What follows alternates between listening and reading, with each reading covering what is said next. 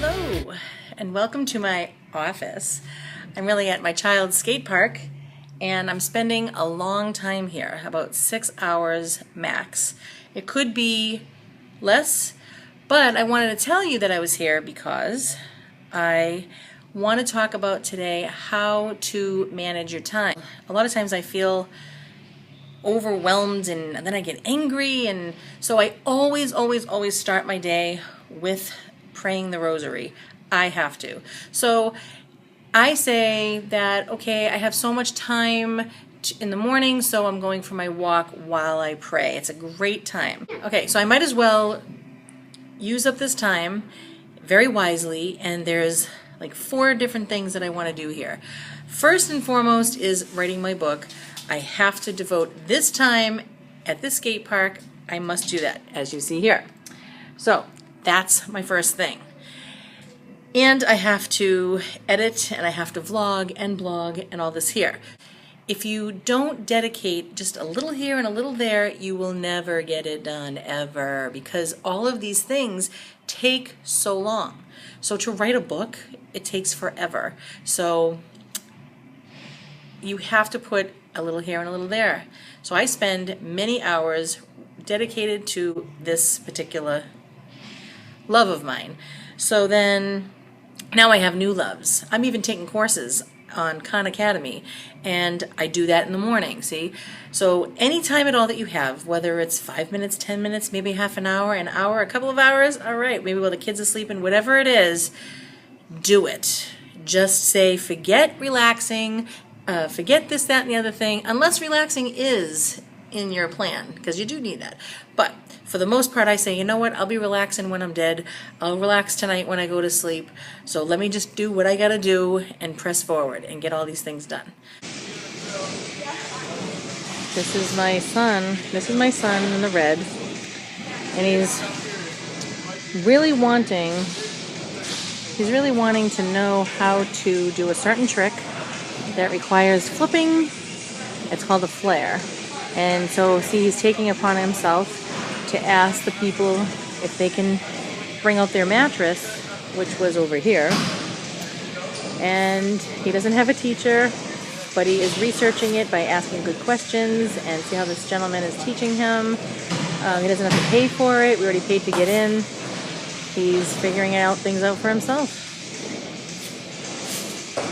Oh boy. Please pray for him.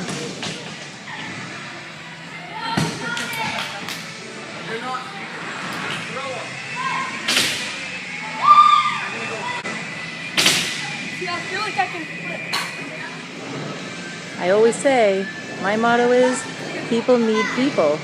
And God has provided this gentleman for my son. So you too, you don't need to worry. Right? Doesn't God say that to us? Why do you worry? Aren't you more important than the flowers and the birds? You don't see the birds worrying. You don't see a bird sitting on a branch freaking out.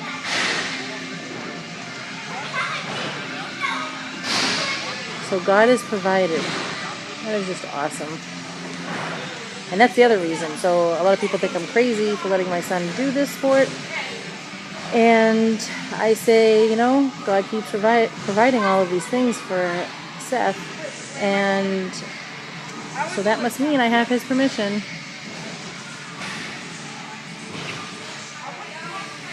And with the whole unschooling thing, see this man here? Okay, I don't know him from a hole in the wall. Never seen him before in my life. But see how God provides?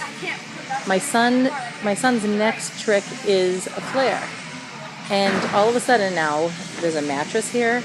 Yeah, it might have been over here, but I've never seen it over here. And now there's a gentleman helping him out of nowhere. There's hardly anybody in here today. And God has provided a way for my son to accomplish what it is that he was designed for. So it's just awesome. So teaching them to always consider God in all of this, in this whole thing of life and learning and all that there, is the most important part of life. So we trust God. He's always saying to God, Lord, please let me have a successful time at this, and I will pray a decade of the rosary. So it's really cute how, he blesses himself, he prays, and it's just all good. What you're seeing is the proof of what I'm saying. This just might be, not an important sport to anyone else, but to my son, and it's his life. And he knows how to investigate and how to research and how to ask good questions, and I don't have anything to do with it except I do a lot of praying, and I give him encouragement, and I tell him to be careful, don't forget to wear your helmet, and he blesses himself. So he includes God in all of it. And when they test things out like that, it's because they trust themselves, right? So a little words of encouragement from the parents, and then all of a sudden, I'm like this little voice in the background, but they pretty much trust themselves to, see what's right and wrong, and they can figure it out. But we're right behind them.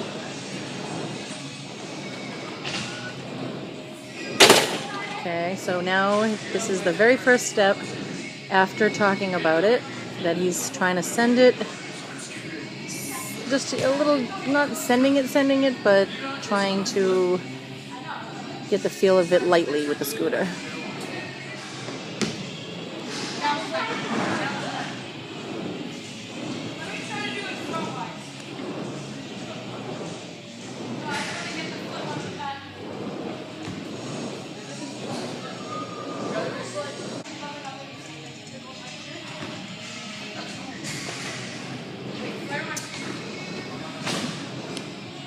So now he is showing him what it would be like to do this certain trick called the flare with the scooter.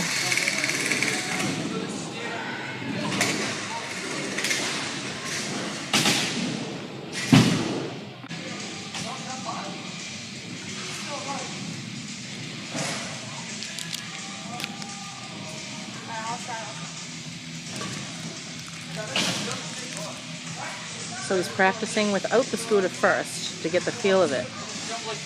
And that's what I mean. I think that once a child learns that they can be trusted to learn by themselves and figure it out by asking good questions, and what you would have to pay to have a teacher to do this. He just reached out, and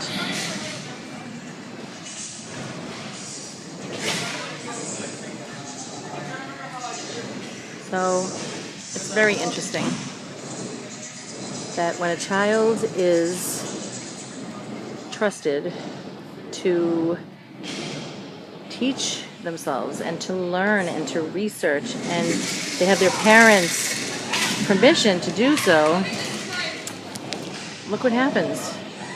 They figure it out.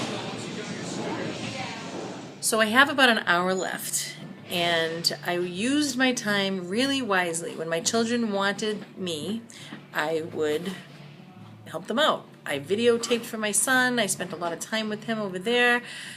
We were laughing, we ate, we did all these things, we shared together, and I tried not to brush them off. I got interrupted a lot.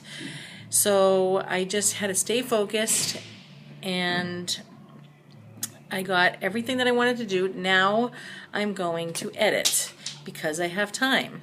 So a little here, a little there goes a long way. Gets the job done. So I have gotten so many things accomplished today. Yes, I have many hours to be able to sit here. A lot of things are happening with my children that they're getting accomplished.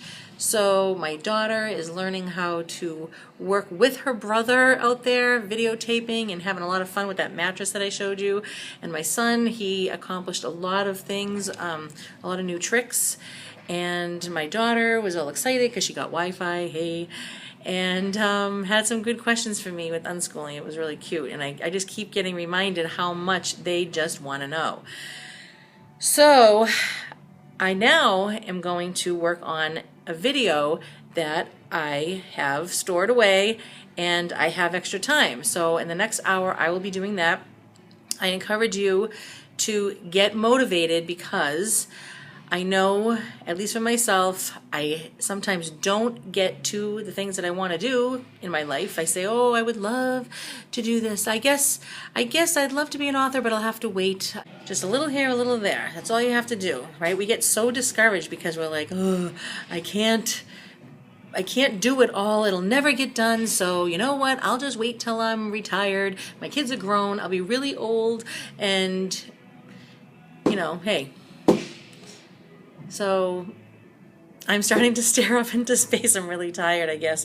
But we're going to keep going because I can do all my resting after I die. To really utilize your time wisely, just don't be discouraged. Just do a little bit. I go for my walk. If I can only I try to do an hour, but if I only have a few minutes, fine, go do it. It's better than sitting for a few minutes, isn't it? If you're tired, try to get a good night's sleep, drink a lot of water, eat some healthy things throughout the day, and just realize that when we're dead, we will get all the sleep we need. So let's be productive. Let's get what we need to be, get done and make a difference in this world, because that's really what we need to do while we're waiting to get to heaven. Whatever God wants us to do, whatever vocation we have, we need to go and pursue those things. So God bless you. I'm going to go finish my editing, take a nice 40-minute drive home, and everybody can rest tonight and know that we had a successful day, but most of all, had a faithful day. God bless you.